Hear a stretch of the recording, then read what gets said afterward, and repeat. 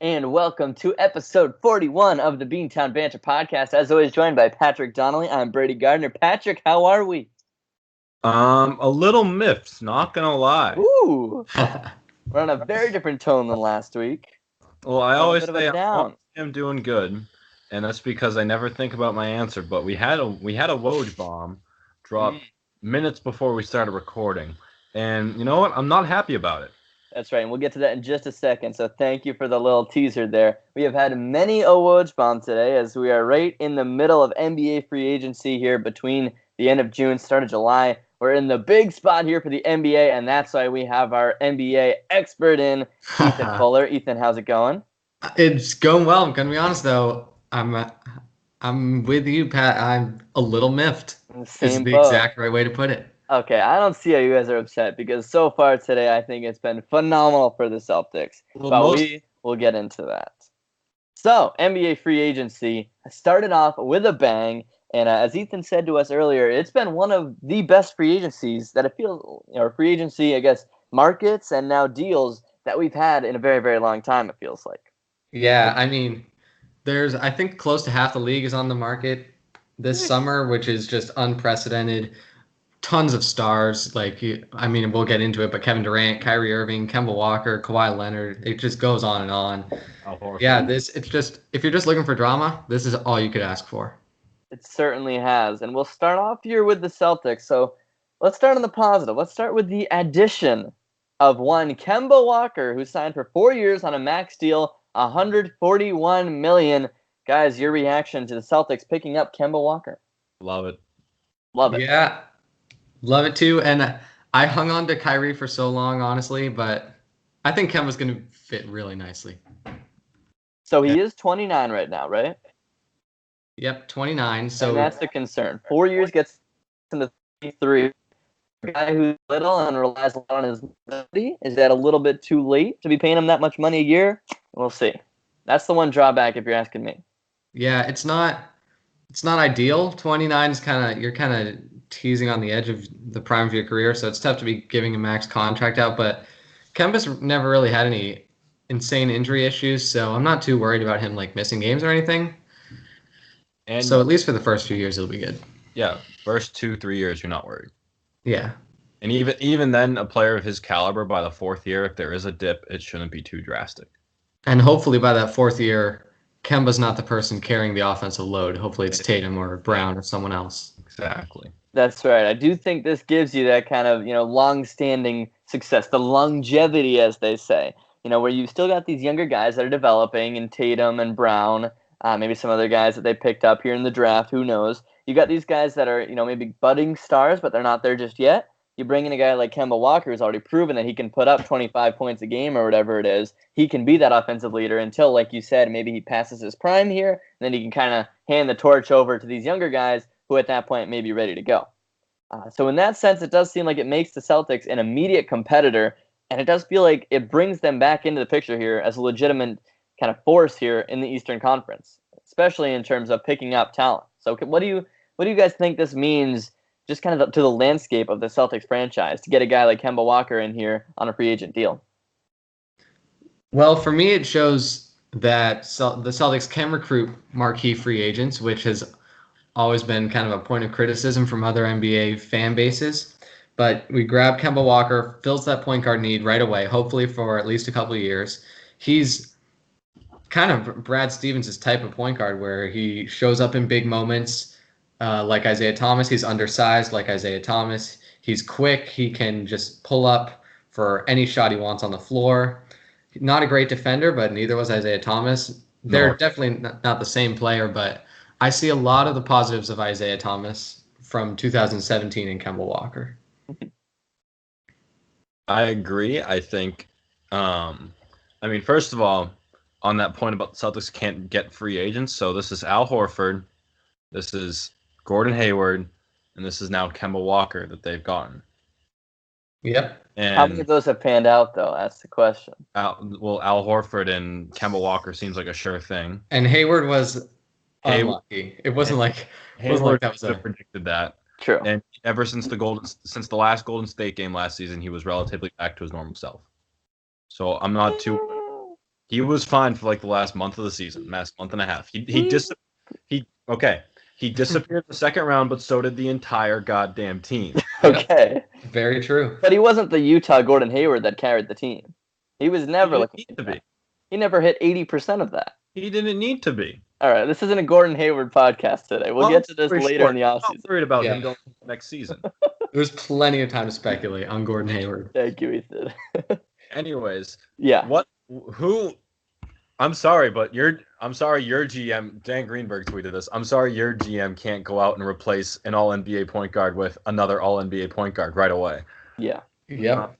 Not easy. And that's huge, too, because you get a guy like Kemba in here who had no reason to come here. Like, what is the draw of the Celtics? They just disbanded after getting, the team of the decade or whatever people were calling it, where they said, like, guaranteed championship coming to Boston this year. That imploded. What was that? Greatest team that never was. Yeah. Exactly. It completely failed after they had brought in the free agents that it seemed like they needed to become a super team. And all of a sudden, Kemba Walker's like, oh, actually, that sounds like a good place to play. I don't understand the logic at all if you're Kemba, other than the fact that you're making the same amount of money that you'd make anywhere else. So maybe come play for a storied franchise like Boston. Maybe he's the kind of guy that appeals to. I think I read that somewhere he liked, the idea of playing with the younger guys, like, Tatum and Brown, which is interesting because it feels like he's had, so long, was it 7 years to bring the entire Charlotte team under his wing? Like, haven't you enough of that, buddy? I don't know. Charlotte ownership did a pretty bad job with their player signings, and they also didn't even offer him a full supermax. So I don't blame him for wanting to leave Charlotte. It is interesting that he picked Boston of all places, but Michael Jordan didn't want to pay him, and Boston came out of the clouds on like Thursday, Friday. Like Thursday, the report came out that like Boston was a sleeper team, and then Friday, Boston's the front runner. It was fast, yeah. And yesterday, he will be in Boston to sign his contract on Sunday. Yeah, it moved very quickly. It was. Swooped in there, slid into the DMs. I guess so. So Kemba's here on a max deal, which is great because he needs to replace the guy who's 2 years younger and is leaving after pretty much single-handedly ruining the 2018-2019 Boston Celtics, and that is Kyrie Irving, who's headed to Brooklyn on a $141 million contract. Once again, the max. He'll be there for 4 years, so until he's 31. Fellas, we kind of saw this coming, but just one more time, your reaction here. Kyrie Irving officially going to the Brooklyn Nets. I mean, we did see it coming. We didn't see Durant joining him, which I know isn't going to impact this year, but... Can we get a Kyrie roast, please, Ethan? Sorry. A guy who's you're very, middle of the line. You're always sticking there. Let's roast Kyrie right here. This is our chance. I mean, it'll be fun to boo. It's gonna be fun. It'll be fun to boo Kyrie. I'll admit I hung on to Kyrie for a while, and I'm not gonna say Kemba Walker is the same player as Kyrie. Kyrie's a better basketball player, but it's gonna be fun, especially now that Durant's on the same team. Even if it's not this year, even if it's a following year when they're both playing, I'm gonna love to hate the Nets. It's gonna be a fun team. Mm-hmm. They're gonna be good battles. I'm excited. Patrick. Well, like Ethan, I tried to keep giving Kyrie benefit of the doubt and hold out because you know what? He's your star point guard, and you need the star power in the NBA. Until it just became just a circus in like late in the season and in the second round, just an absolute clown show. But as far as Brooklyn goes, poor D'Angelo Russell. I know. They dropped him like a bad habit. Yeah. Like that dude deserved, or as Stephen A would say, that brother. That dude deserved better. After what he did, just put that team on his shoulders that last season, just made them competitive for the first time in years. He was so invested too. Like he loved that team. That was his team. Like he was a perfect fit there. And they just dumped him for the shiny new toy that's probably just going to break down and not be what it's cracked up to be. It kind of reminds me of, 2 years ago, I feel like there was a different team that left their fan favorite point guard for Kyrie Irving. I know. Oh. I thought about that when I was dropping those comparisons to you earlier. Kind of similar to IT, but not as drastic. Interesting. Like Kyrie played through it like a bum hip. And the death of his sister, or not Kyrie, IT. Yeah. Kyrie would not be doing that. Kyrie would be getting that nose job or whatever for Uncle Drew again. But and not autographing basketballs for charity. Did you see I don't that? know how much I believe that. I believe it. I think it's I don't know. I think it's the classic Boston slander on the way out of someone that ends poorly. We can't put anything past him at this point. He has single-handedly changed the course of this Celtics team, but Danny Ainge has ripped it back out of the garbage and salvaged something with this signing of Kemba Walker. Yeah, I've had enough of Kyrie. I was hoping he would just go to Brooklyn and rot all alone around the other talents that they did not have prior to tonight. But obviously, Kevin Durant going there changes the entire landscape of that team because all of a sudden he's got a number 2 guy to kind of bounce off of, just like he did in Cleveland with LeBron. So we'll see. Guys he has to share the spotlight with. He might not want to do that as an individual and as a guy who really likes to kind of create his own brand and put together his own team, it seems. But of course, having those 2 stars will make them a very talented team whenever Kevin Durant becomes healthy again from this injury he had there in the NBA Finals. So we might be seeing Kyrie as a potential matchup in the future, and nothing will be sweeter than knocking him out from like the Eastern Conference Finals or something a couple of years down the road. Well, here's the thing. He'll have this season to kind of just make it his team because KD won't be playing. And even though people can say they swept the day with KD, Kyrie, and DeAndre Jordan, I mean, like, DeAndre Jordan hasn't been good in 4 years. So I would have taken him, by the way. No. Not for that money, but I would have taken him. I would have taken Nerlens Noel. He's a special. I would have. Jordan's not bad, but yeah, I can get Nerlens Noel, who's 80% of DeAndre Jordan, for a tenth of the price. I'm taking Nerlens Noel. Let's keep in mind here, your current starting front court looks like Grant Williams and Taco Fall, by the way. Or Daniel Tice. You just re-signed Daniel Tice, didn't you? No, we haven't done that yet. Haven't? He's an RFA. He's RFA. They were waiting on other cap room players like Al Horford. So speaking of Al Horford, thank you for the segue, Ethan. Al was a big only consistent guys through this new kind of super team attempt that they've been going for here ever since the days of the Bridgies, as we all remember, with Isaiah Thomas kind of changing things there. Al Horford has been your consistent through and through, played well with Thomas, played well with Irving, would have played great with Kemba Walker, except for the fact that he wanted more than the Celtics were willing to give to him. He's headed to the 76ers for 4 years with $109 million. Too bad to see Al go, and this was the one that seemed like really stung for you guys. Yeah, this one hurt. I'm not brutally upset at Al because it's his decision, and he's making. Hang on, let me check this. I mean, he's averaging over $27 million a year as a 33-year-old center. That's pretty impressive. And if the Celtics weren't going to pay him that much money, he has the right to go and get it somewhere else. It just kind of sucks that it's the 76ers. Yeah, the 76ers is the real dagger. Yeah. Janos is kind of a mood right now. Janos' last tweet is "Whiskey is poor." Oh no. P-O-U-R as in the verb pour. Yeah. And also Anna Horford, Al's sister, tweets, "You guys got to give me a minute or a day or two." I don't think she's happy either. We knew she loved Boston. Al's dad reportedly wanted to come back to Boston. Yeah. Okay. So does he have a better chance of getting a ring here or in Philadelphia? Like, what's important to Al at this point? Really? Yeah. As of right now, talk to me in like a day or two where we see where the center situation goes. But as of right now, Philadelphia. With Embiid, Simmons, Jimmy Butler's gone. Who else? Butler's gone. Tobias Harris re-upped. That's big. Okay, yeah. That was big. And they got Josh Richardson in the Jimmy Butler trade, and he's not a star or anything, but he's a solid piece. Meh. I don't know. I feel like if you're Al Horford, you stay with the team that you've succeeded with. Maybe you take a little bit of a pay cut than what you were hoping to get, but you just get a chance to get a championship because you haven't had one, haven't really sniffed one at all in your career. So see, we can't be too upset, because it didn't look like he'd be back either way until today, where we had like a couple hours. It came out of nowhere. We had a couple hours of real hope there. And the only thing that people don't like is it's the Sixers. But Adam Kaufman said it's like, the Horford love should outweigh the hate for the Sixers. And good for him for getting a great contract personally for him because it was looking like he'd have to choose between one or the other in contender or contract. That's right. Another guy who kind of went out, got his money here, that was also with the Celtics for a time there, was Terry Rozier, who was headed the opposite direction of Kemba Walker. He's going down to Charlotte for 3 years, $58 million.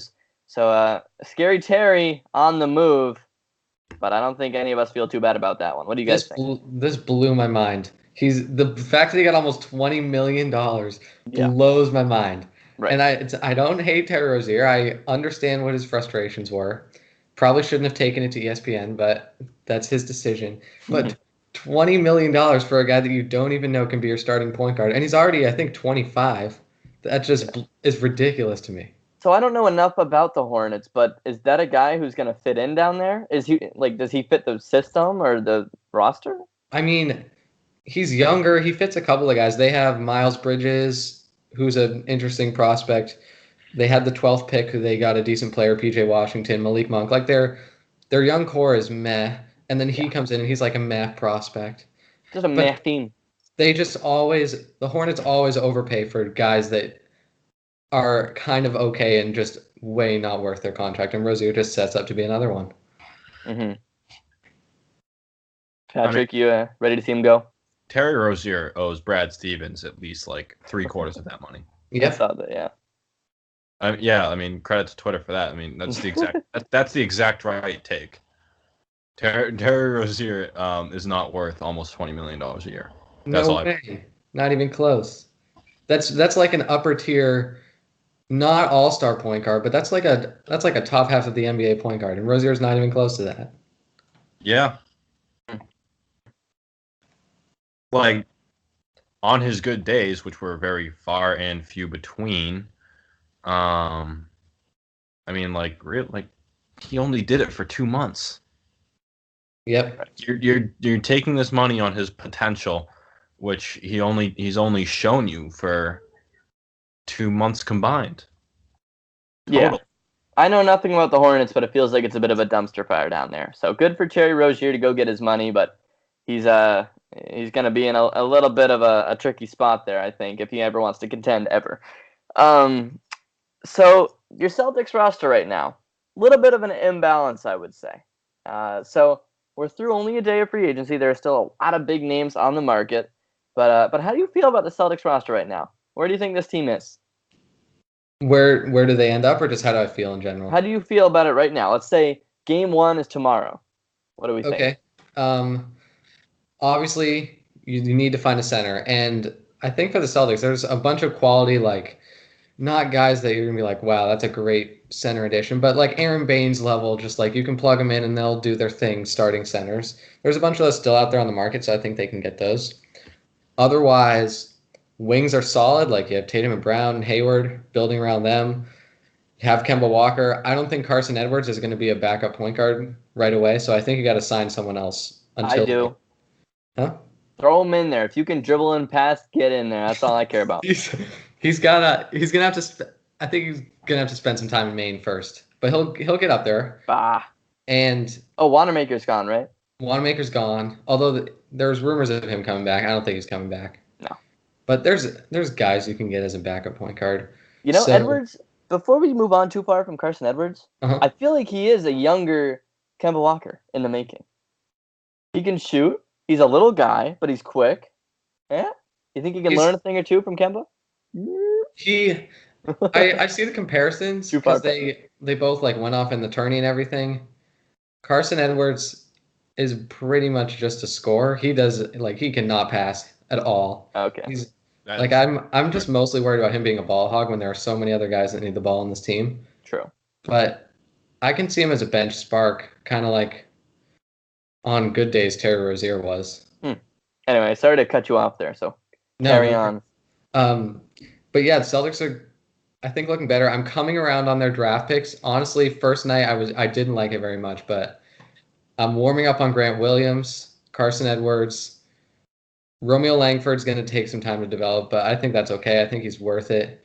Taco Fall is, I don't know, like where he's going to fit in, but it's worth a flyer.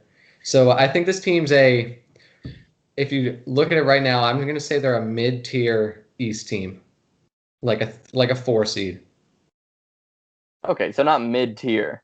Mid-tier of playoff teams. Mid-playoff team. All right, because I was a little bit confused there for a second. Sorry. But yeah. I think I agree with that analysis. But Patrick, what do you think? I agree. As of right now, given the current state, that could change. Again, give me a day or two. Because I'm willing to blindly trust Danny Ainge right now. Really? Yes. True, Danny. I mean, you still have Robin Lopez. I mean, Willie Cauley-Stein, Enes Kanter. I mean, hell, bring back Amir Johnson, have him on the bench. But I mean, as of right now, the roster is just incomplete. I know this isn't what the front court is going to look like come October 20th, whenever the season starts. So I'm not overly worried. I think I agree with Ethan. As of right now, they're like a 4 seed, but they could definitely kick it up to right back to Philly's level easily. Yeah, and a lot of it depends on like what happens with the Bucks. Like the Bucks just traded Malcolm Brogdon. I don't really know what was going on there, but he got dealt. The Pacers all of a sudden look really interesting. Yeah. And the Raptors are the wild card depending on what Kawhi does. And the Heat just got Jimmy Butler. Yeah. And the Nets have Kyrie. Like the East is wide open right now. It's actually good for once. Yeah. And you look out west, Utah's making moves. Holy crap. Yeah, Utah looks so good. Utah looks good. Uh-huh. They got Bogdanovich, who I think when I was watching the Pacers series last spring, I mean, we rolled through the Pacers, but Bogdanovich looked really good. Bogdanovich is fast. So I think he's exactly what they need. Mm-hmm. So speaking of what they need, I would like to hear what you think the Celtics need the most. Not necessarily just a position, because we've already kind of covered that, but there's still a lot of good free agents available. So if you could get one guy into the Celtics, I'd like to know who it would be. Let's keep in mind here, Celtics still have the 8th most cap space available of any team. They have $32.3 million. Still enough space to get a pretty solid player there. And so Ethan, who do you have your eye on? Yeah, Patrick? Sign and trade double the mid-level exception they got. I don't know what any of that means. Sorry? Ethan, didn't the sign and trade double their mid-level exception? It would, but they haven't actually done a sign and trade yet. I don't really know what the deal is there. All right, so But that's what would happen. But as of right now, what is their mid-level exception? Like 6 months? Yeah, I think it's like 5.5. All right. Free agents I like. Hang on one sec. Let me just. Because that means it's the amount they're able to go over the cap, correct? Yep. No, that's just that's the room they can have. Like they can sign someone to a $5.5 million salary. Like that is salary set aside for players. Oh, all right. So it's not a ton, but like you can get a decent role player with $5.5 million. Correct. There are a couple, if we're just looking at kind of bigs, which isn't like it's a positional need, it's something we need. Yeah. I just want a rebounder. There's this guy on the Suns, Rashawn Holmes, who's a free agent. He's a big hustle guy, rebounder, blocks a lot of shots. Dwayne Dedmon got signed to a pretty big contract, but he was someone I wanted as someone that can shoot and rebound and play defense. Like he's all the specialist things you need. He's not a great athlete. I wanted him. Otherwise, just another. I think we just need a bench microwave scorer. Okay. All right. Because we have Kemba, but coming off the bench, like you're gonna have Smart or Brown, but neither of them. Brown can kind of, but he can't really take over a game and just like get hot and torch the other team. When he's at his best, is Ken. When he's at his best, he can't. Wow. He can, yeah, but not consistently. Yep. Not the way like a Andre Iguodala in the playoffs could. I don't know his contract situation, but that'd be the dream. Yep. Anyway. I don't think he's leaving Golden State anytime soon. That's the name I just throw out there, but yeah. But Patrick, anything to add? Well, you talk about role players. I think I kind of tossed his name in the end there when I was just listing names, but I mean Amir Johnson.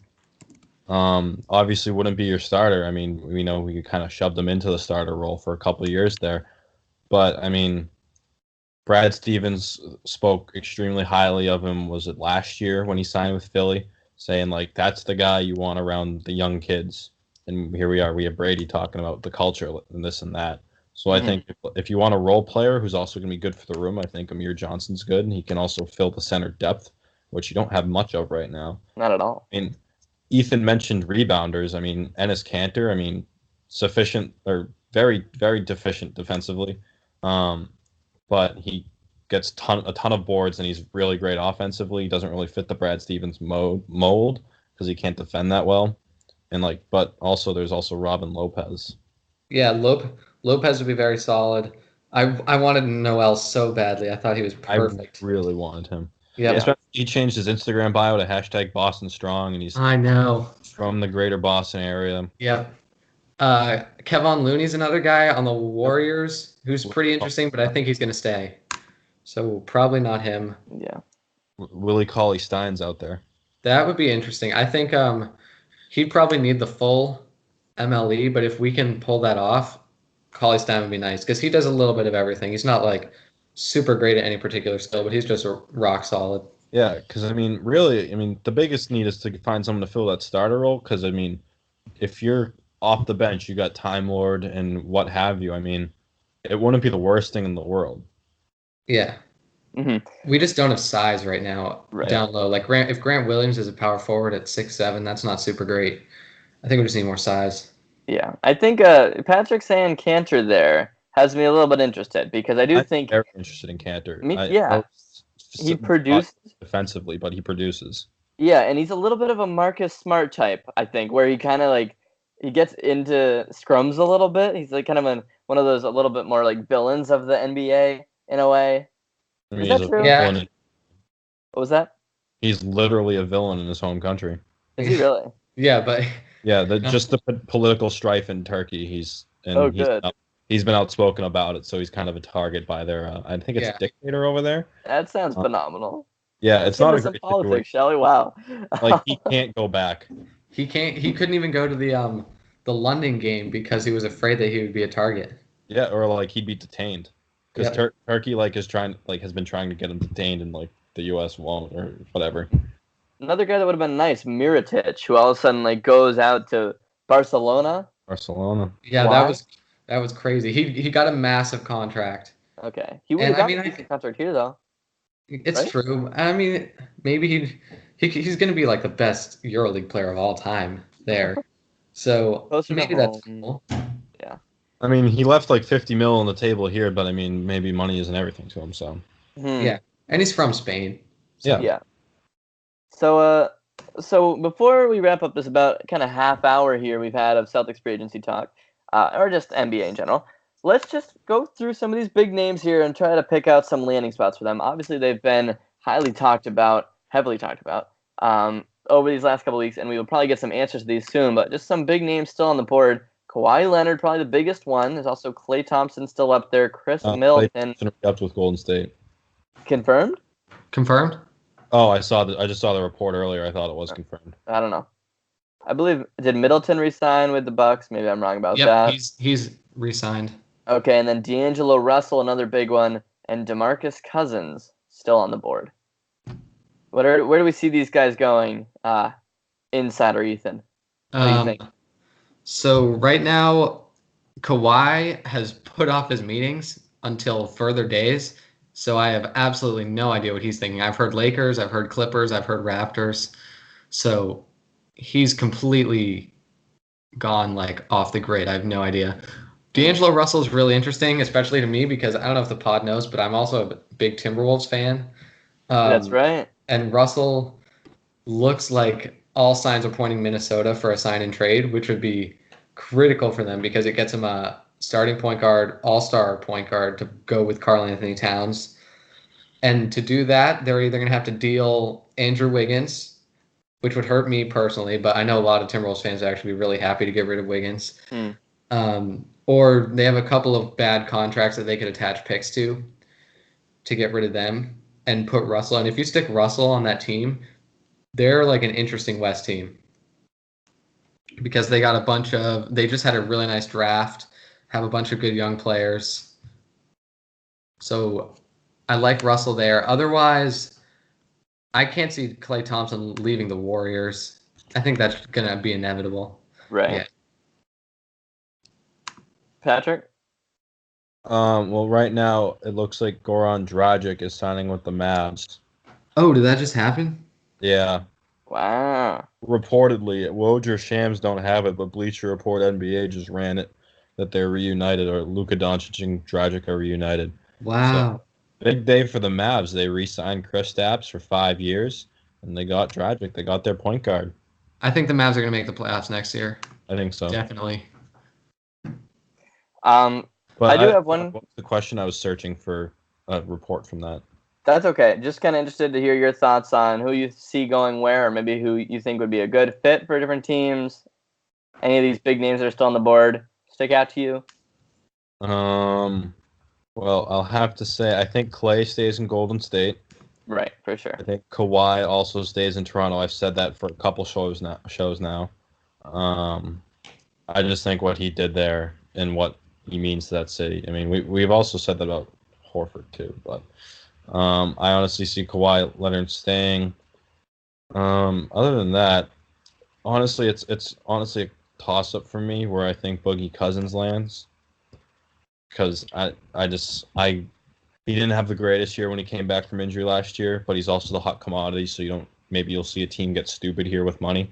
Right. And then, I mean, D'Angelo Russell, he'd be a great fit in Minnesota, Ethan. I would But love Russell.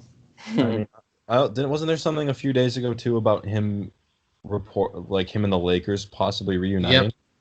Yeah, there were rumors about that. Yeah, I see that happening too. So I think it's just gonna be interesting over the next 24, 48 hours.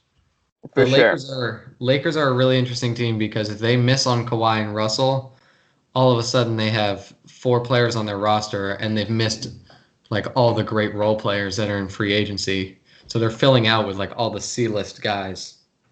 Which Right. I mean, you still have 2 superstars, but you need a team around them. Yeah, and I feel like they will get Russell or Leonard. For better or worse, I feel like they'll get one of them.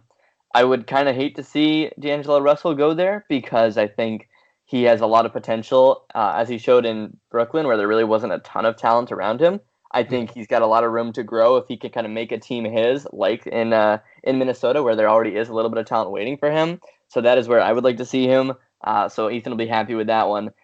I feel like if you go to Los Angeles, if you're him, like you're stuck in LeBron's shadow, you're stuck in Anthony Davis' shadow. You might even be behind Kyle Kuzma at that point. Maybe not. I don't know. It just feels like that'll kind of hurt his personal growth at that point, and or his individual growth as a player. And so I think that's not really the move for him, even if he will help them get closer to a championship, and he will get to learn under LeBron or whatever else. As for Kawhi Leonard, I think it's a similar deal where he's proven that he can, lead a team and be that individual talent. So it'd be nice to see him go somewhere like, I don't know if the Clippers are still in on him. Yeah, the Clippers are still making a push. Somewhere that he'll be the guy, Because there are so many of these like super teams where it feels like they're just guys just linking up and trying to make it happen. In some cases it works, like Golden State. Some cases it feels like it doesn't work, like here last year. So maybe it's not, maybe Kawhi proved that if you go to a team that already has a little bit of a base, a little foundation for you to join, if you go to that team, you can be successful.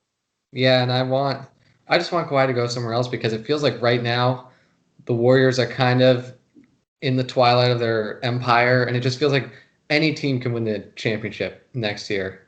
Like there's so much possibility out there. That's right. It's a good time to be involved in the NBA, and we're happy to have you here, Ethan. Been a pleasure as always. Thank you for all your analysis. Thank you. Love being on. With that, I guess we will move on. All right. You're saying goodbye to you? Yes? Yep. I got to go. But any other time, I'm always happy to be on. I'm sure the fans would love to see you on again. Then see you later, buddy. Have a great night. All righty, Patrick. There you go. Any other NBA thoughts before we move along here? It's been like half an hour here. I'm just upset about Al Horford, but I'll get over it. That one hurts. But NHL free agency starts at midnight.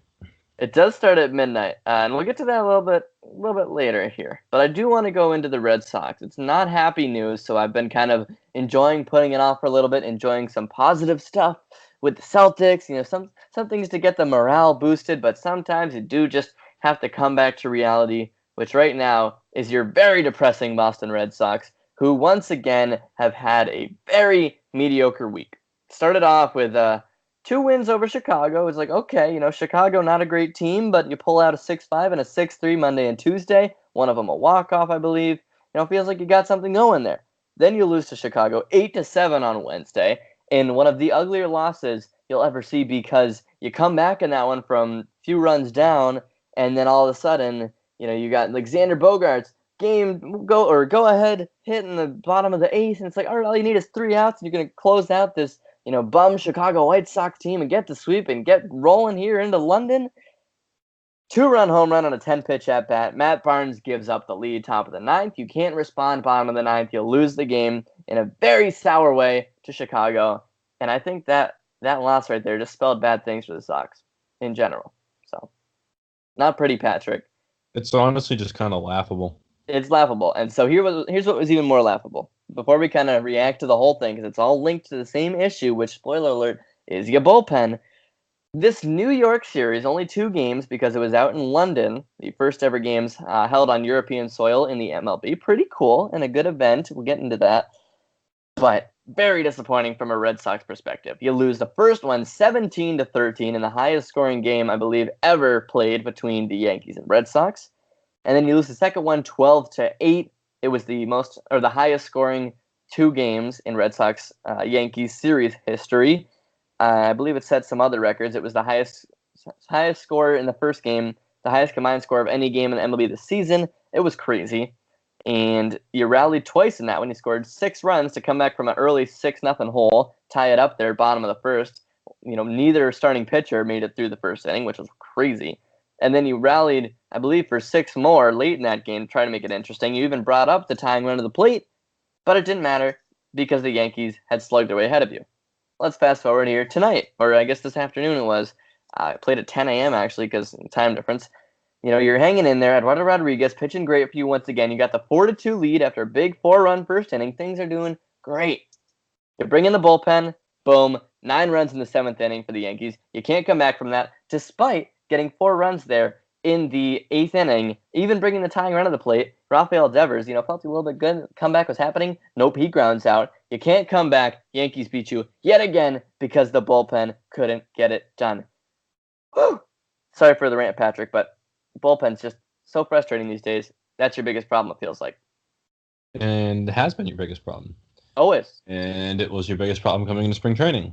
Yeah. And it was your biggest problem coming into game 1 of the regular season. Mm-hmm. And it was your biggest problem coming into the first month coming after the first month of it's just been the biggest problem, and it's just a joke that they haven't done anything about it. I mean, because honestly, we had a feeling there Dave Dombrowski wouldn't be afraid to pull the trigger, but it seems like he hasn't lived up to expectations at any trade deadline really, and doesn't seem like anything's going to happen soon to address this, and so the wild card race is on. Well, yeah. So I've said that. I think I've said that all along. Where I said it all. As soon as you're in single digits, or as long as you're in single digits, you're still in the division race, maybe just a week or so and you're right back there. But it got to 10 games with that loss to the Yankees, the first one, and it was, okay, time for the wild card. And then they proved that in the second game by just looking like completely out of the Yankees league. And both games you look out of the Yankees league because you just can't pitch for 9 innings.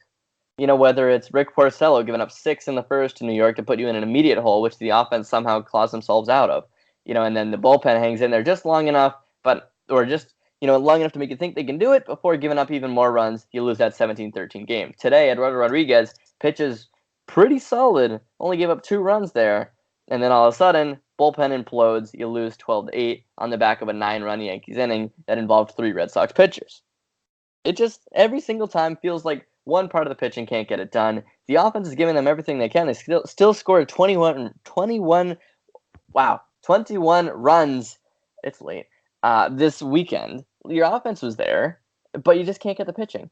And like you said, at this point, when are you going to make a move here? When are you going to get an arm to try to spice up this bullpen, gives it a little bit of life, and just give you a chance to actually win these games? They've blown 17 games.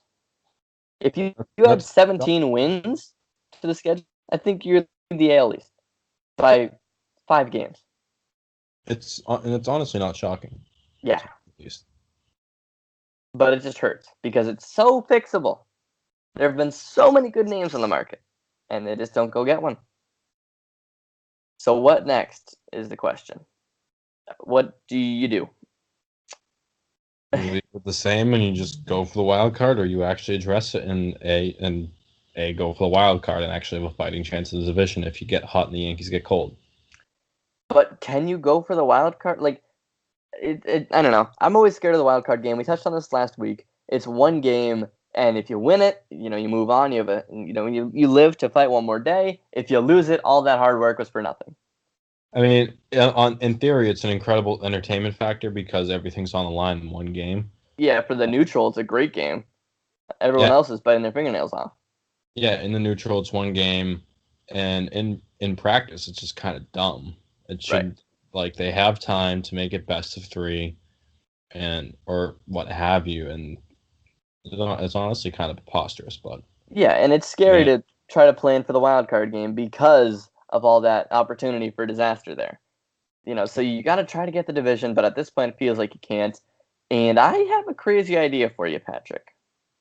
Ready? Trade Mookie Betts. Trade him. I've had enough. Did you see him this weekend? Did you just watch the mannerisms? Just so casual and so lackadaisical. He doesn't want to be here. The second his contract goes up in a year, he's gone. So, while you actually have a little bit of value here, he's still the reigning MVP. He somehow got selected to the All-Star game, which we'll touch on in a couple minutes. While he still has some value there of a superstar, trade him, get whatever the heck you can, whether it's relievers or, I don't know, prospects to refill that depleted farm system, something. Trade Mookie Betts, get what you can in return before he walks as a free agent in just over a year. So I got an answer for you. No. Nah. I know. No, it was gonna sound amazing, but you took it out of my mouth. No. Yes. That's preposterous. I know. Just the Sox just have me in a mood right now. Okay, I'm ready to blow it up. Talent, and B, he's not the only one that looks beyond casual out there. I mean, Xander Bogaerts and Rafael Devers and Michael Chavis really seem to be the only ones doing anything of note. Yeah. Like in a good sense of note. Right. So I mean, he is the big name. I mean, JD Martinez hasn't been bad. He's been cold for like a week or two. Mm-hmm. But other than that, I'm not too worried about him. And I mean, other than that, it's been just kind of a tire fire all around. That's right, and that's why I'm almost of the mind to say, let's make something crazy happen here. I mean, for all Mookie Betts did for you last year, and he was great, okay? He was great all year long. He deserved that AL MVP. But I feel like this year he's come back down to earth so much that do you need him? I know it's crazy, all right? But is this Mookie Betts' team? I don't think so. It's Xander Bogaerts' team. It's Xander Bogaerts' team. You got him under contract, so that's good to go. You could really shave off some money here and give yourself a whole lot less future headaches if you just dump Mookie Betts. So I'm not going to get any further into this because it is a crazy take that I'm trying to defend. But I'm just saying let's not be opposed to getting crazy with this because the current roster as you have it is A, not sustainable, and B, not even going to win you a thing right now. So any way you can get some bullpen arms, I would take. Also, where the heck is Nate Eovaldi? Where's this guy been? On the moon. I don't know. It feels like every single week they've been like, well, he's been, throwing from the mound this week. Like, when's he actually going to pitch in a baseball game? Because he could be your answer. I'm fine rolling with a no-name fifth starter every 5 days if it means you have at least a guy who throws well in your bullpen. So maybe he's your short-term fix in the bullpen. Before trade deadline, you kind of reassess, then you add another arm, and who knows what happens. That feels so far away, but I don't know. Hey, but you got Stephen Wright. Stephen Wright actually threw well, okay? He came back his first game since that 80-game suspension, and he threw well, kind of stopped the fire there in that first game. So thanks, Stephen Wright, for actually keeping you in it for a little bit, it felt like. But yeah, the product on the field has not been pretty. Did you get a chance to watch any of those games out in London? None. None? I watched 0. You watched 0. Well, that's you and baseball in the regular season, unfortunately. Well, I mean, when you got guy. The NBA and the NHL busy have guy. Entertainment value. Yes, I know. I'm just messing with you. I watched it, believe it or not. And it was a very good product, I would say. They did a very good job out there in London at the London Stadium, home of my favorite Premier League team, West Ham United. I've said that before. It was very cool product. Putting it together there in the soccer stadium. Ton of foul territory, which was given Michael Chavis fits all weekend long, which was kind of funny to watch, but kind of frustrating at the same time because he must have dropped like 4 balls in foul territory. Otherwise, it seemed like it was a real hit among the London fans. So kind of cool to see the Sox and Yankees, I guess, be like ambassadors for the game a little bit in a completely different continent, even though it ended up with the Sox looking like the inferior team by far. I just wonder a little bit, and here's something that you can kind of answer.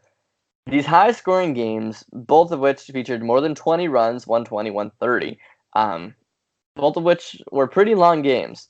Are long, high-scoring games good for advertising the game of baseball, or are they bad?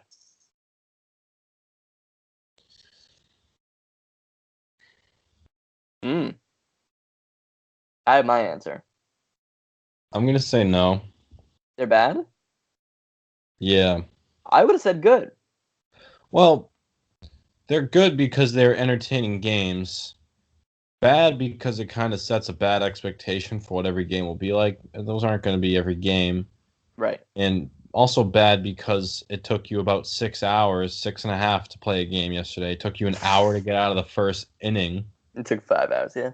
4:45, I think it was. It's just outrageous. Yeah. It just goes back to the pace of play issue.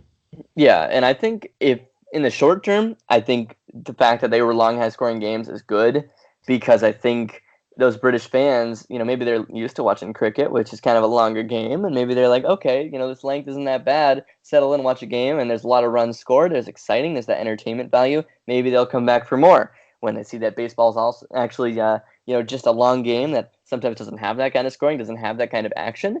Maybe that's when they realize, what the heck am I watching here?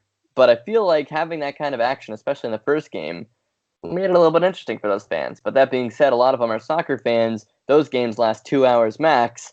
Meanwhile, here you are sitting watching guys, throw and hit this tiny ball for 5 hours. So who knows the preference there? But I feel like having 2 pretty high-powered offenses on full display there, especially because of the turf and the turf making the ball fly all over the ground and the short dimensions make the ball fly out of the park. But that's a completely different talking point. It seemed like the offenses definitely kept the crowd into it. So I would say it was a success for Major League Baseball. I don't know the numbers or anything, but it seems like it went pretty well. Just didn't go well for the Sox. Anyway, let's move along to, I think, the final storyline here for the Red Sox, and that is the All-Star Game selections. No Red Sox names to starting positions, which is not surprising. They have failed miserably this season, and no one really expected them to be up there. But your 2 All-Stars, Patrick, have you seen it? I have. You have? Okay, so it's not surprising. JD Martinez and Mookie Betts heading to Cleveland for the All-Star Game. Your thoughts? Xander Bogaerts got gypped. But I don't put much stock in it because it's really just a popularity contest. And that's exactly what it is, yes. Rafael Devers got played on this one too, by the way. He's had a breakout year. Chavis did. I feel like there's like Bogarts and Devers are on that top rung. Chavis and Vasquez are a little bit lower because they both have very solid years too. But I don't know if they're all-star caliber years. If there were like some kind of breakout season kind of game, then they would be first ballot for that.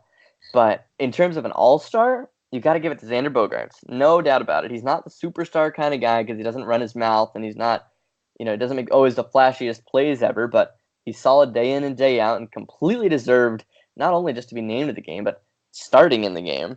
And then also, Rafael Devers has been huge on both sides of the ball. He's been one of your most consistent hitters, really bringing power to the lineup that you haven't had pretty much all year, except JD Martinez in spurts, and Michael Chavis, whatever he's given you. And he's been solid defensively. So both of the guys absolutely played by the system just because JD Martinez and Mookie Betts are the more popular players. It's a shame. Yep. What has Mookie done this year to be an all-star? What's he batting, 240? Like, hello? I don't know. little bit frustrating if you ask me. But once again, it's just kind of a popularity contest, like you said. It's just the All-Star game, and all this baseball talk is clearly boring you. I apologize. It's okay. It's June baseball, but the Sox better get things going here. They're heading into the second half of the season very soon. Actually, I think they're already halfway through, but the official second half starts after the All-Star break next week. But this week, they'll take on Toronto Tuesday, Wednesday, Thursday, before heading to Detroit Friday, Saturday, Sunday. So a little bit of a road swing here. Just some wins would be nice. Just turn things around a little bit. Maybe get some win in the sales going into the All-Star break. Get some games back. Hope the Yankees fall off a cliff, but it feels like that's not going to happen. Yeah. Anyway, that's a lot about baseball for you. Let's move on to some NHL stuff, Patrick, that you might have more thoughts on. I've been waiting for this. Thank you, because I don't have a ton to say about NHL free agency because I haven't been following it as closely. So take it away, good sir. NHL free agency, and hopefully some Bruins in there as well. All right. Well, we'll hit the Bruins first. The Bruins have only a couple UFAs, and the RFA is the big stories with this team right now. Obviously, you may have heard of them. Charlie McAvoy is a restricted free agent. Brandon Carlo is a restricted free agent, and Danton Heinen is a restricted free agent. And obviously, UFAs go Noah Acciari and Marcus Johansson. And then obviously there are some other RFAs like JFK, Ryan Fitzgerald, etc. They qualified every RFA except Jamel Smith, so see ya. Thanks for the cup of coffee. Yeah. But so the Bruins right now have 12 million in cap space as of right now. That's before the fiscal year hits for the NHL tomorrow at midnight. Then they'll bump up to about 13, 14, I believe. And the expectation is McAvoy's going to come into the 6 to 7 million neighborhood. Carlo the 4 or 5 million neighborhood, and Danton Heinen the 2-3 million neighborhood. And you're saying, wait, all those neighborhoods combined to over 13, 14 million. Well, that means we're going to have to make a trade to free up cap space. And who's a bad contract that's just screaming to be traded? David Backes. See you. If you Um, can.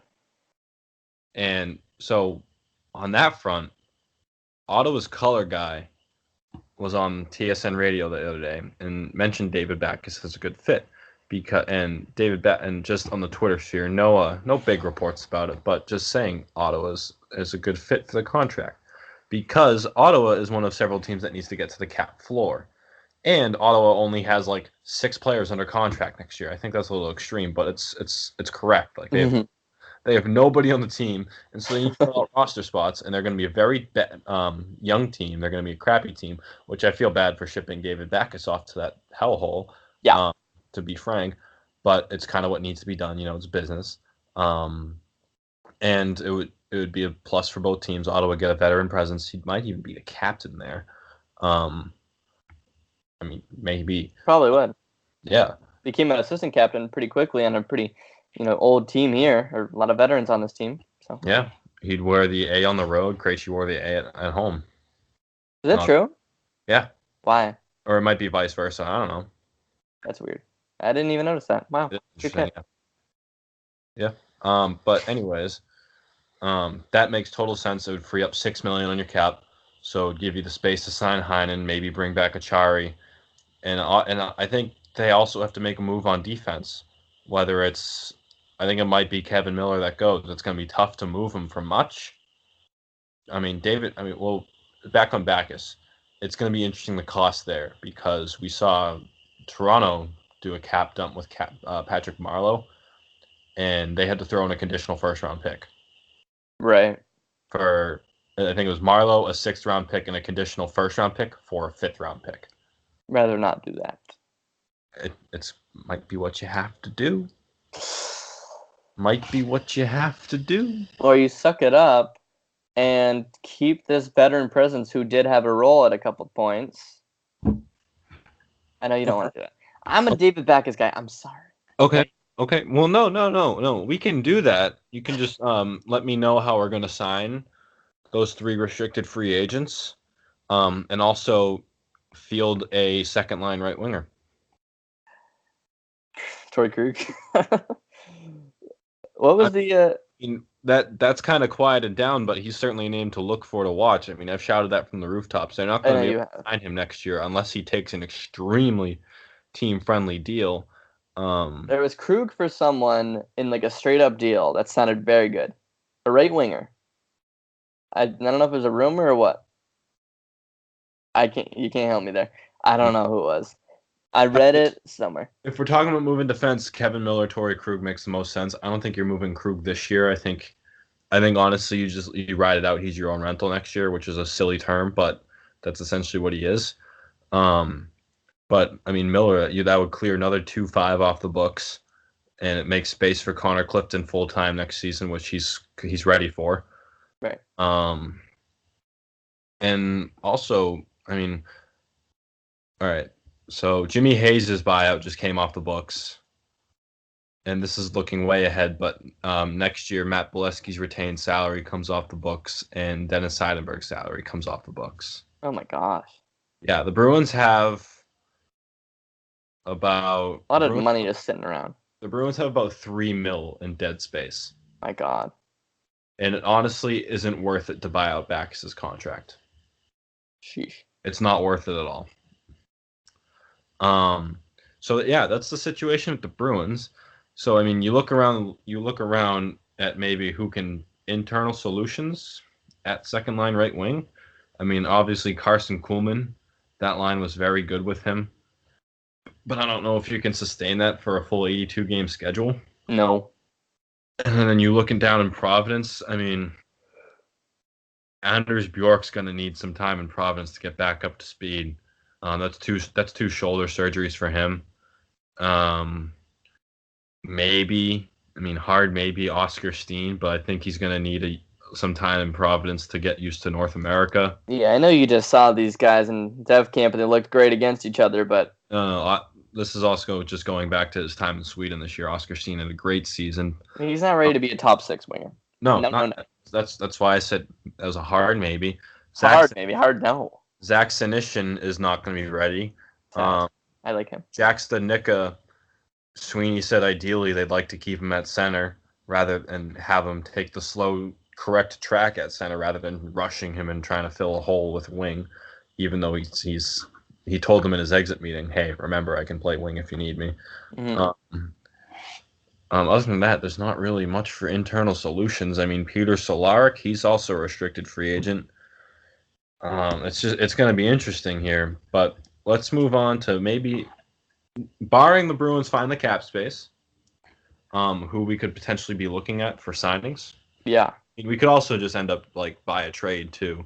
You would try to attach Backes' contract somewhere, and you just have to give up another pick or something. That could happen. But if we're going to look at purely signing free agents, let's take a look. I mean, Artemi Panarin, that's a 3-horse race for him.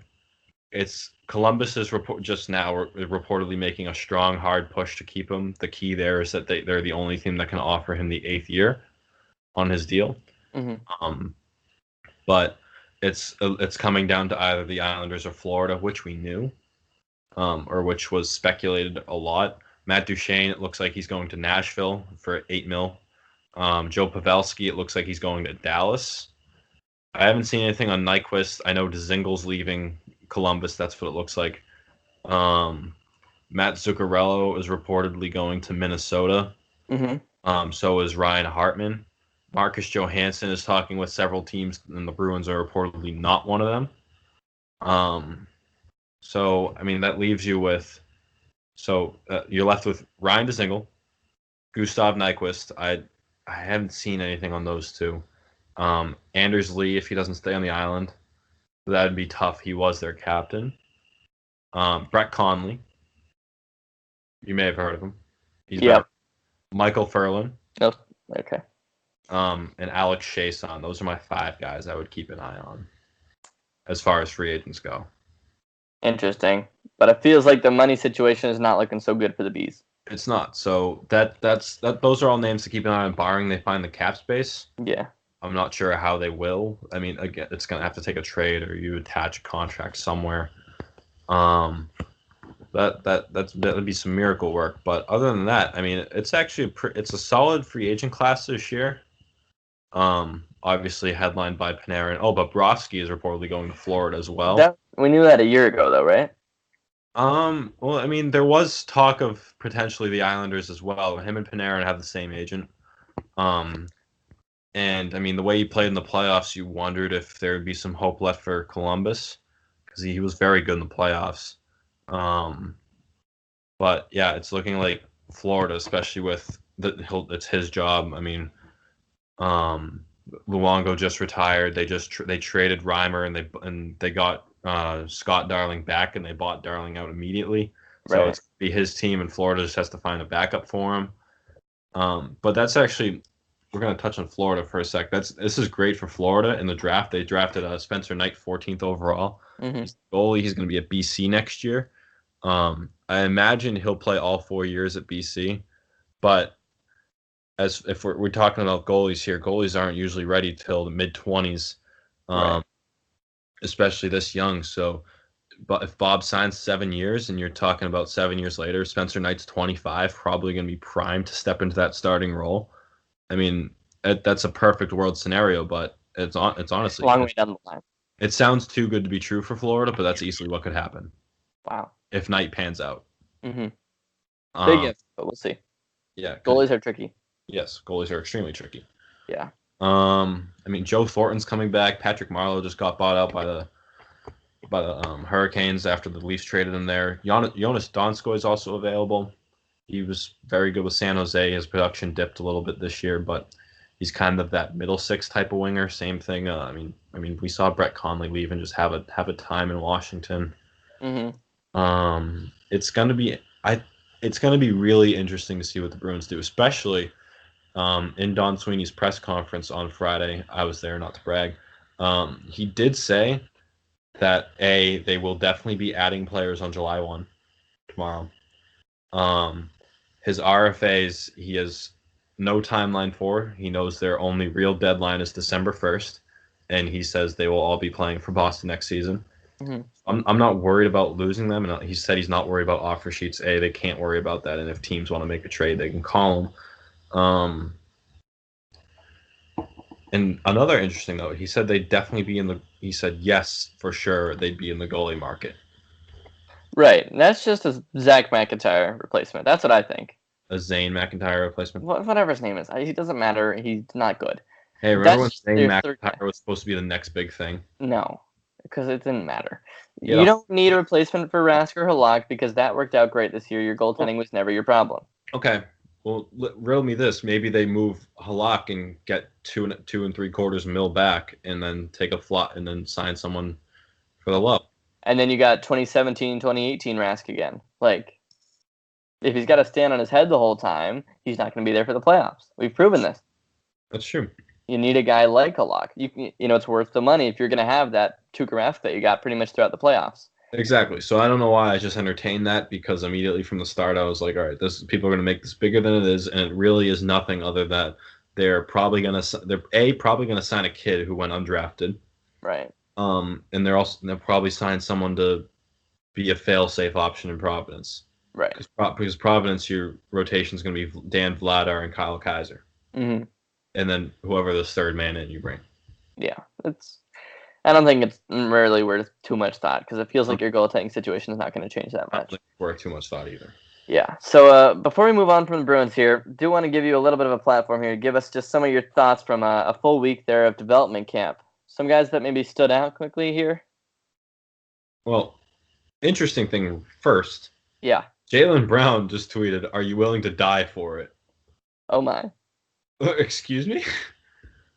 That's a lot there, Jaylen.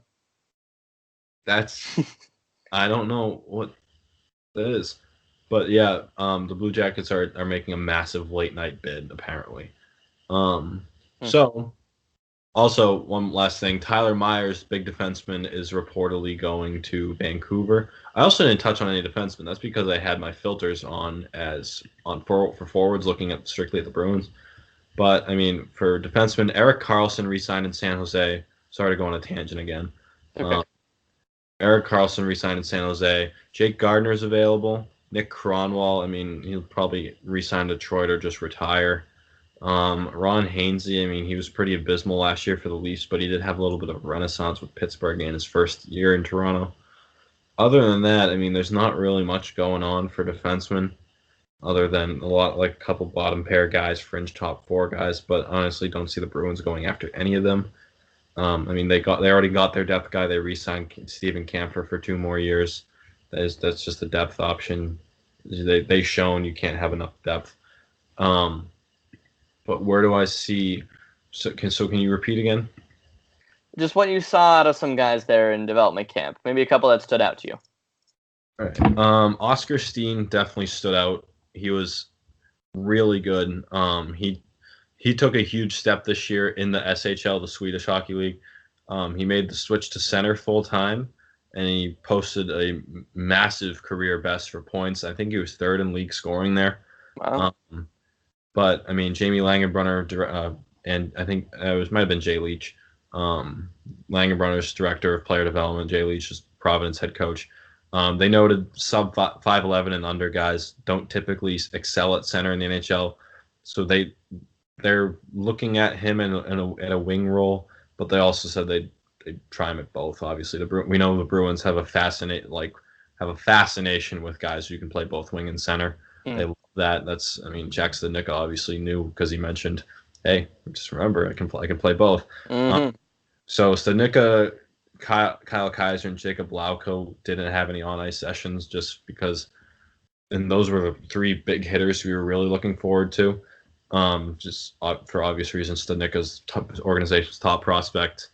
Lauko made just in the preseason and this year in the 08 QMJHL, he made leaps and bounds compared to his draft position, and obviously Kyle Kaiser is hyped goalie prospect but undrafted free agent. Anyways, who impressed me on the ice? John Beecher. You notice the skating right away, and I know that's pretty much what everyone has said since he was drafted, but it looks effortless. Yeah. Just getting by guys. He's so fast, and the expectation for him is to step into a top 6 role at Michigan next year. So he's going to get that power play time. He's going to get that offensive role that he didn't have on the U.S. development program. And I think you're really going to see the production take a step and his offensive talent take a step. Who else? I mean, Nick Wolf. He was a camp invite out of University of Minnesota Duluth. I think this was his 2nd year here. But for a big guy, he moves real well. He's 6'4", 2-something. It was hard to miss him because he was one of the biggest guys. I think he was the biggest guy on the ice, aside from Dan Vladar. Vladar's 6'6" as a goalie. But he moved really well for a big guy. His hands had a major improvement over the course of the season at Minnesota Duluth, and at camp his hands look pretty good too. And he plays the body. I mean, in the national championship game, he just repeated at Minnesota Duluth national championships this year in the first second of the game, right off the hop, just buries someone on Providence, I believe, and you knew it was game on. And Samuel Asseline, I think I said that right. They signed him out of the QMJHL. Asseline like gasoline? Huh.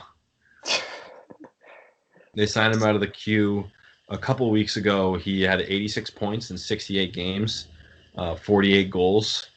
He's going to be with Providence next season. He was quietly really good at camp. Also, Cooper Zek. I mean, this is my last one. Cooper Zek, small defenseman. Providence signed him towards the end of the regular season last year once he finished up at Ferris State. He had a great year at Ferris State and was pretty good for Providence at the end of the regular season and into the playoffs. Offensive defenseman, a little small, so obviously the Torrey Krug comparison is there just based off the stat sheet or the measurements. But also he showed a lot of stuff at camp this week. Yeah. So if it is time to move on from Torrey Krug, I mean, you wouldn't have to look too far for a replacement if he does end up becoming an NHLer. Interesting. Well, there's your pretty thorough Bruins stuff. Oh, there's more. But wait. Jeremy Swayman looked great too. Goaltender. Him and Kaiser have really been your top 2 as far as goalie prospects go. And Swayman will be a junior. Junior at Maine next year. and he had great numbers this year on a pretty meh main team, and he had crisp movements, looked calm, cool, and collected in that net. Tim Thomas stands won't like that at all, because they'll say, "Oh, he's not trying," like Rask, but he looked good. Yeah. All right, is that it? That's it. That's it. Wow. For you Bruins fans out there, you probably loved that because that was very thorough. But we appreciate it, Patrick, and we appreciate your I guess perspective from being there at development camp, because that's a very unique kind of viewpoint that you had. So very, very cool there. And it'll be interesting to see what the Bruins do here in free agency. NHL free agency not really as crazy as NBA. So it's been quite a day here reacting to the NBA news. I feel like it's going to be a little bit slower to evolve from the NHL side, but we'll definitely be there to analyze all of it when it happens. Well, can I have some hot takes for you? Oh boy. So the NHL, obviously, not the NHL, the NBA obviously has the best offseason just because of the entertainment factor and the amount of moving parts. And that's because the NBA, it's like 3 to 5 year contracts. So guys are up much faster. Right. And a lot more star power, maybe because they actually have personalities. That's for another day. Hockey players have personalities. They're just not as outward about it. They're starting to. Yeah. And plus, NHL free agency should start like 4 days earlier than it does. Okay. But and it's just there's so much potential there for the NHL. Imagine if you had like for unrestricted free agents, the most you could do was 4 years. Restricted, you could do for 5, which was like the NBA. Mm-hmm. Imagine how crazy that would be if you had the moving parts like that in NHL. Right. Interesting. CBA's up this September. Ooh. We'll force that on there. Yeah, or it might be 2020. Yeah, it's 2020. Yeah, we're looking at a lockout in either 2020 or 2022. Just forewarning. On the horizon. You have said this. It will come. Alrighty. Escrow.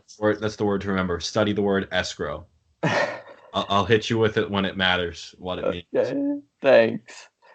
Great. Alrighty. Let's get off hockey here. That was a lot of hockey. We're pushing the hour 15 mark soon. We're getting crazy here on this Sunday night. Let's do some Patriots here. Not a ton to talk about, so we'll just run right through it. Julian Edelman released his kind of mini documentary. I guess it was a full documentary, actually. It was called 100%. Did you get a chance to see any of it, Patrick? I did not. No, me neither. I mean, I saw like a little bits and pieces. Looked kind of cool. Apparently, my middle school's football field was featured in it quite a bit. So, that's kind of cool. Other than that, not too much going on with the Patriots. The dead of the offseason, really, before we get going. Tom Brady was playing golf. Had some choice words about a certain swing. Didn't realize his kids were right next to him. Tom Brady, just one of us, He's just a normal guy. Just a guy. Half those are staged. They gotta be. They have to be. Yeah. But that's really it with the Patriots. And that's nothing for the Patriots. Yeah, that kind of covers your 4 major teams there. And we don't have a ton of national news to get to because we've kind of incorporated it in here. What? I was just saying we hit national. Yes, we've gone through it a little bit. But I am all over soccer right now, Patrick. And I am all aboard the Revs train. I'm in. New England's 5th team, emerging as a true team to just love. How do you not love this team, Patrick? They got the drama. They got the youth. They got everything you could want. Last night, 2-1 win. Get the 90th minute winner. You're undefeated under your new head coach, Bruce Arena. The train is leaving the station. They're only 2 points away from a playoff spot after losing, like, however many of their first games. They stunk to start the season, switch things around, get a new coach and a new soccer director in this Bruce Arena guy who just so happened to coach the national team. And boom, everything turns around. And you got guys happy. There's reports saying that the locker room's amazing. This Revs team is becoming a team to watch, Patrick. It's great. I'm all aboard. I didn't know there was a train leaving the station, so I missed it. Well, I'm on it. I'm ready. This Rev team soaring. Just wait. Well, I guess hopefully they have a little Wi-Fi car like you see on some of the commuter rail trains. You can hit me with the updates. Okay. Too far into the analogy, but thanks. Here's a train that you, I think, are already on. That's the women's national team, who have continued their World Cup run by beating the hosts France 2-1 back on Friday. Megan Rapinoe once again stepping up with both goals. She has been huge. Also came up big in that round of 16 win over Spain. I talked about that last week. USA going on semifinals against England, and then the other semifinal will be between the Netherlands and who was it, Patrick? Don't know. I've casually kept up with it. I haven't been huge into it. The Netherlands and Sweden, I believe. Yeah, Sweden. They beat Germany. That was a surprise. Does the former USA coach still coach Sweden? Women's? Yeah, because she was on that Olympic run in 2016. I don't know anything about them.